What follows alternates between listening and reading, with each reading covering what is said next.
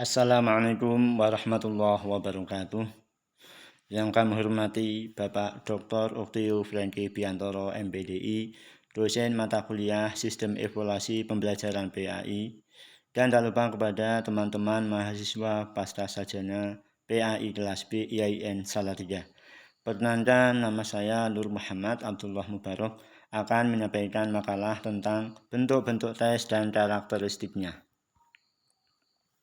Sekolah merupakan suatu lembaga yang memberikan pendidikan dalam kegiatan pembelajaran. Untuk menentukan keberhasilan peserta didik dalam kegiatan pembelajaran, maka diperlukan suatu alat ukur keberhasilan yang dimaksud dengan evaluasi pembelajaran. Evaluasi pembelajaran pada dasarnya dilakukan untuk menilai hasil belajar peserta didik, sehingga dalam evaluasi dilakukan penilaian atau pengukuran terhadap kemampuan peserta didik. Dalam mengevaluasi ada banyak teknik yang dapat dipilih oleh guru. Teknik evaluasi ada dua macam, yaitu teknik tes dan teknik non-tes. Teknik tes dapat dilakukan secara tertulis maupun tidak tertulis. Sedangkan teknik non-tes biasanya dilakukan untuk menilai sikap, tingkah laku, dan kepribadian peserta didik selama kegiatan belajar mengajar di kelas. Tes adalah alat atau prosedur yang digunakan untuk mengetahui atau mengukur sesuatu dalam suasana dengan cara dan aturan yang sudah ditentukan. Tes adalah suatu percobaan yang diadakan untuk mengetahui ada atau tidaknya hasil-hasil pelajaran tertentu pada seorang murid ataupun kelompok murid. Tes bisa juga diartikan sebagai prosedur yang sistematis, objektif, dan standar untuk mengetahui hasil secara tepat. Bentuk-bentuk tes dan karakteristiknya. Penggolongan bentuk tes. Penggolongan tes berdasarkan fungsinya sebagai alat pengukur perkembangan atau kemajuan belajar peserta didik. Pertama, tes seleksi. Sering dikenal dengan istilah ujian saringan.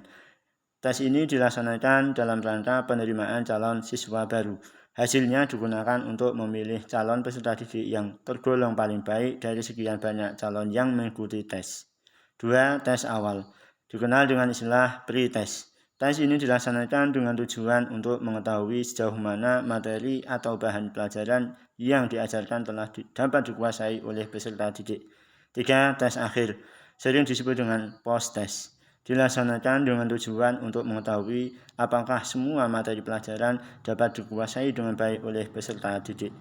4. Tes diagnostik, yaitu tes yang dilaksanakan untuk menentukan secara tepat jenis kesukaran yang dihadapi oleh peserta didik dalam suatu mata pelajaran tertentu. 5. Tes formatif atau ulangan harian, yaitu tes hasil belajar yang bertujuan untuk mengetahui sejauh mana peserta didik telah terbentuk setelah mereka mengikuti proses pembelajaran dalam jangka waktu tertentu. 6. Tes sumatif atau ulangan umum, yaitu tes hasil belajar yang dilaksanakan setelah sekumpulan satuan program pengajaran selesai diberikan. Penggolongan tes berdasarkan aspek psikis yang ingin diungkap. 1. Tes intelijensi, yaitu tes yang dilaksanakan dengan tujuan untuk mengungkap atau mengetahui tingkat kecerdasan seseorang. 2. Tes kemampuan, yaitu tes yang dilaksanakan dengan tujuan untuk mengungkap kemampuan dasar yang dimiliki oleh testi. 3. Tes sikap, yaitu salah satu jenis tes yang digunakan untuk mengungkap kecenderungan seseorang untuk melakukan suatu respon tertentu terhadap dunia sekitarnya. 4. Tes kepribadian, yaitu tes yang dilaksanakan dengan tujuan mengungkap ciri khas dari seseorang seperti gaya bicara, cara berpakaian, dan lain-lain. 5. Tes hasil belajar, sering dikenal dengan istilah tes pencapaian, yaitu tes yang biasa digunakan untuk mengungkap tingkat pencapaian atau prestasi belajar. Penggolongan lain-lain. 1. Dilihat dari segi banyaknya orang yang mengikuti tes. Pertama, tes individual, yaitu tes di mana tester hanya berhadapan dengan satu orang testi saja. 2. Tes kelompok, yaitu tes di mana tester berhadapan dengan lebih dari satu orang testi. 2. Dilihat dari segi waktu untuk menyelesaikan tes. Pertama, power test, yaitu tes di mana waktu yang disediakan buat testi untuk menyelesaikan tes tersebut tidak dibatasi. 2. Speed test, yaitu tes di mana waktu yang disediakan testi untuk menyelesaikan tes tersebut dibatasi. 3. Dilihat dari segi bentuk respon. Pertama, verbal test, yaitu suatu tes yang menghendaki respon atau jawaban yang tertuang dalam bentuk ungkapan, kata-kata, atau kalimat, baik secara lisan maupun tertulis. 2. Non-verbal test, yaitu tes yang menghendaki respon atau jawaban dari testi bukan berupa ungkapan, kata-kata, atau kalimat, melainkan berupa tindakan atau tingkah laku. 4. Ditinjau dari segi cara mengajukan pertanyaan dan cara memberikan jawaban. Pertama, tes tertulis, yaitu tes di mana tester dalam mengajukan butir pertanyaan dilakukan secara tertulis dan testi memberikan jawaban juga secara tertulis. 2. Tes lisan, yaitu tes di mana tester di dalam mengajukan pertanyaan dilakukan secara lisan dan testi memberikan jawaban secara lisan pula.